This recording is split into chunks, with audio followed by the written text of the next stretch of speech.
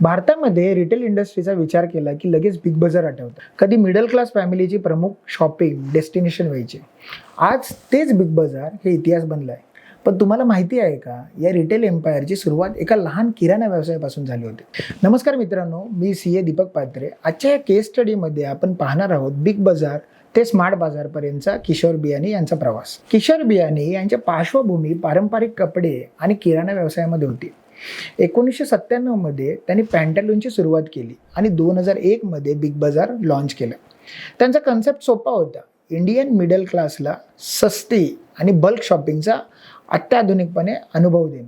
Big बाजारचा magic म्हणजे festival cells, सबसे सस्ता दिन, बल्क ऑफर ह्याने बिग बाजारला हाऊसहोल्डमध्ये हिरो बनवलं. 2008 पर्यंत बिग बाजार देशभरातल्या 200 पेक्षा अधिक स्टोअर्समध्ये पोहोचला होता. फ्युचर ग्रुप बनले इंडियाज रिटेल जियंट, ज्यामध्ये बिग बाजार, फूड बाजार, सेंट्रल, ब्रँड फॅक्टरी सारख्या चेन्स होत्या. आता याचं सगळ्याचं रिव्हेन्यू मॉडेल नेमकं काय होतं ते समजून घेऊ. हा रिव्हेन्यू मॉडेल होता तो व्हॉल्यूम बेस्ड सेल्स होता. जास्त प्रोडक्ट, कमी मार्जिन आणि प्रायव्हेट लेबल्स. फ्युचर ग्रुपचे स्वतःचे ब्रँड जास्त नफा देत होते. मॉलमध्ये एक एक्सपिरियन्स भेटत होता आणि जे बजेटमध्ये आपल्या ग्राहकांना अनुभव भेटत होता, बजेटमध्ये त्यांना शॉपिंग करायला भेटत होती. हा मॉडेल इतका यशस्वी झाला की रिलायन्स आणि डीमार्ट सारख्या कॉम्पिटिटरना आपली स्ट्रॅटेजी बदलावी लागली. आणि त्याचा प्रॉब्लेम म्हणजे त्याच्या खऱ्या अर्थाने आहे ना या इंडस्ट्रीवर झाला. पण मग प्रॉब्लेमची सुरुवात नेमकी कशी झाली आणि ती कुठून झाली ते समजून घेऊ. हाय डेट. ॲग्रेसिव्ह एक्सपान्शनसाठी फ्युचर ग्रुपने मोठे लोन्स घेतले होते.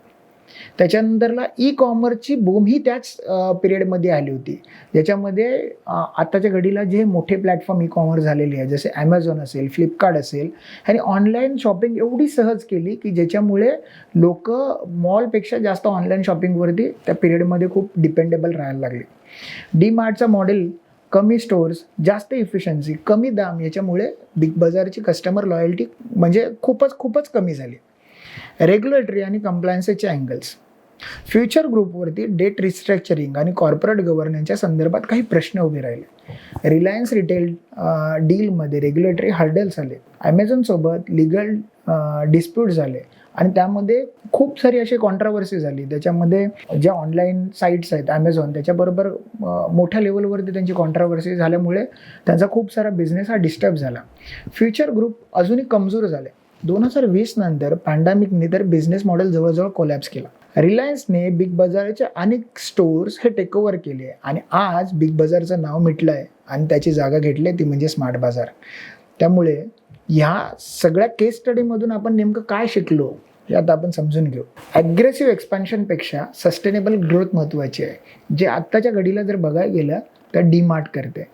डीमार्टची जी काही ग्रोथ आहे ही ॲग्रेसिव्ह नाही पण सस्टेनेबल मॉडेलवरती चालू आहे. रिटेल इंडस्ट्रीमध्ये कॉम्पिटिशन डायरेक्ट नाही पण डिस्ट्रप्टिव्ह येतं. जसं डीमार्ट आणि ई कॉमर्स हे डेट हेवी मॉडेल कोणत्याही एम्पायरच्या खाली आणू शकतात.